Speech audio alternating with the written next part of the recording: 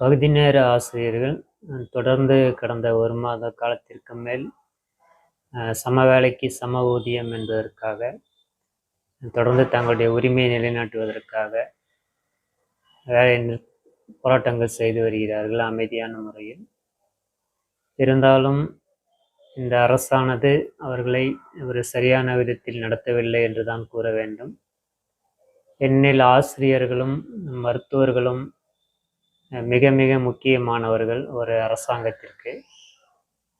மருத்துவர்கள் அடிப்படையான அந்த உடல் ஆரோக்கியத்தையும் நமக்கு அளித்து நமது இக்கட்டான சூழ்நிலைகளில் உயிரை காப்பாற்றுபவர்கள்.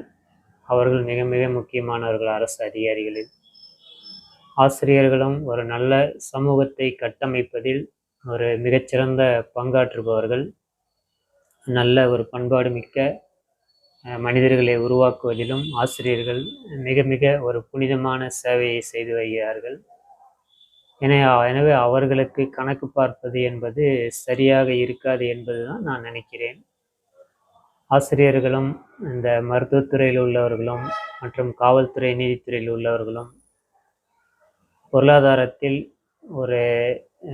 அதாவது அப்பர் மிடில் கிளாஸை நடுத்தர வாழ்க்கையை தாண்டி ஓரளவு பொருளாதாரத்தில் மிக நன்றாக இருந்தால் மட்டும்தான் ஒரு அரசு இயந்திரமானது சரியாக நன்றாக இயங்கும்.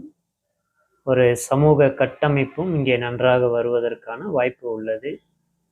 அப்பொழுதுதான் ஒரு நீதி தலைக்கக்கூடிய, மனிதநேயமும் ஜீவநேயமும் தலைக்கக்கூடிய ஒரு சமூகத்தை உருவாக்க முடியும். முக்கியமாக காவல்துறையில் உள்ளவர்கள், நீதித்துறையில் உள்ளவர்கள், மருத்துவத்துறையில் உள்ளவர்கள் மற்றும் ஆசிரியர்கள், இவர்களுக்கு அளவுக்கு அதிகமாகவே நல்ல சமூகத்தை கட்டமைப்பதில் இவர்களின் பங்கு மிக முக்கியமானது. எனவே இவர்களுக்கான அந்த சரியான விடயங்களை தருமாறு கேட்டுக்கொள்கிறேன். மேலும் இன்று கண்ணன் என்ற ஆசிரியர் விஷமருந்தி தற்கொலை செய்து கொண்டதாக கேள்விப்பட்டோம். மிகவும் வேதனையாக உள்ளது. இது போன்ற நடவடிக்கையில் தயவுசெய்து யாரும் செயல்பட வேண்டாம் என்று அனைத்து ஆசிரியர்களையும் கேட்டுக்கொள்கிறேன். நமது உயிர் இருந்தால் நாம் எதை வேண்டுமானாலும் சாதிக்கலாம். உயிரை இழந்துவிட்டால் எதையுமே சாதிக்க முடியாது. அதை கவனத்தில் கொள்ளுங்கள். உறுதியோடு போராடுங்கள், தவறில்லை.